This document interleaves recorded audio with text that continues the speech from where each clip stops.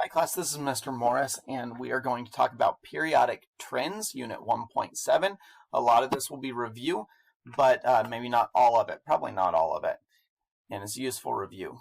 Let's get started. This is how properties of an element change across a period or down a group on the periodic table, and it depends on how protons and electrons in the atom interact with one another.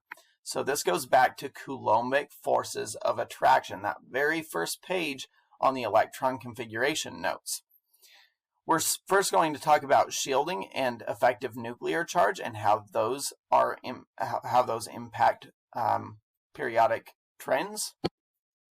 Going down a group from top to bottom, the valence electron experiences a greater amount of shielding.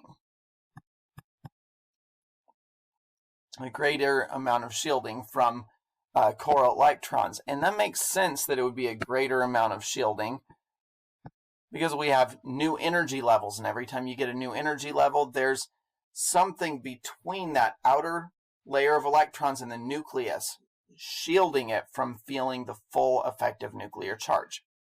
That is if we're going down a group. The distance between the electron and the nucleus grows.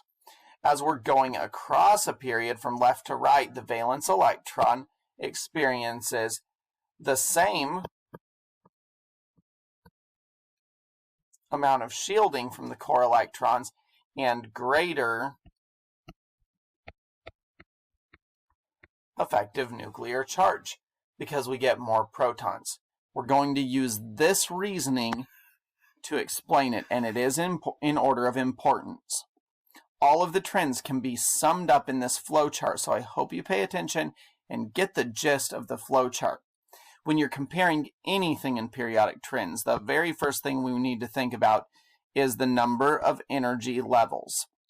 We always look at what period it's in and how many energy levels that atom has, which they're synonymous, but they don't mean exactly the same thing. So if you look at the period the element is in, that tells you how many occupied energy levels the atom has. That's the wording we need to use. So if we're in a different period, we have more. If we're in a different period, that atom has more energy levels, which means that we have a greater distance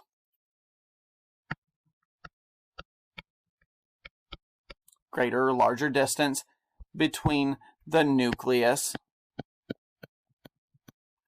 and electrons. Specifically, valence electrons. If we have fewer energy levels, we have a smaller distance between the nucleus,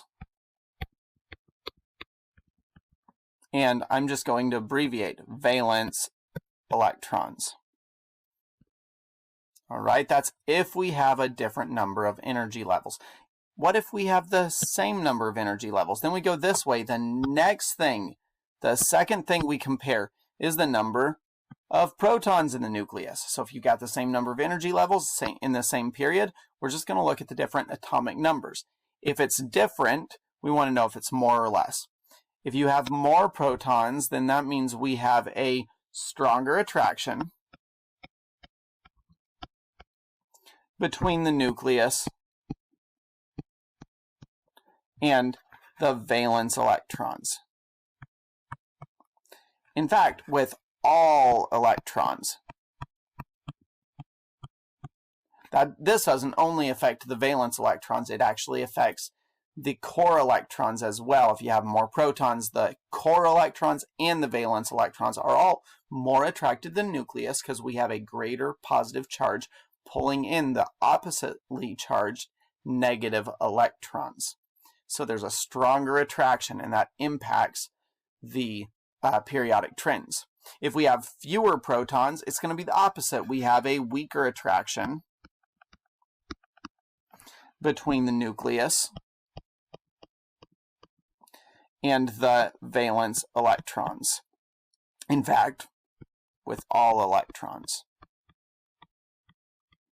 Hope that makes sense. If not, you can always ask.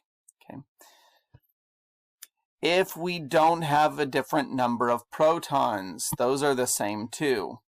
Then we're going to come down here and compare the third thing. These are in order of importance. First, energy level. If they're in different energy levels, you stop there. Second, compare the number of protons if they're in the same energy level. If they're the same, then, so that would mean the same element, then we want to look at the number of electrons. If they are different, if we've got the same element but more electrons, that means that we have greater repulsion among the valence electrons. Okay, you have more electrons but the same number of protons, then like charges repel. That causes them to spread out. So that gives you a larger size of the electron cloud, which impacts all of our periodic trends. If we have fewer electrons, it's going to be just the opposite. We have weaker repulsion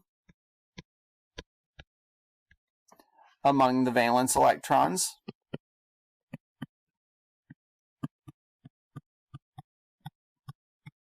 And as a result, we have a smaller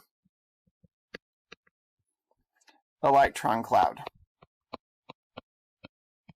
which impacts all of our periodic trends. What if none of those are different?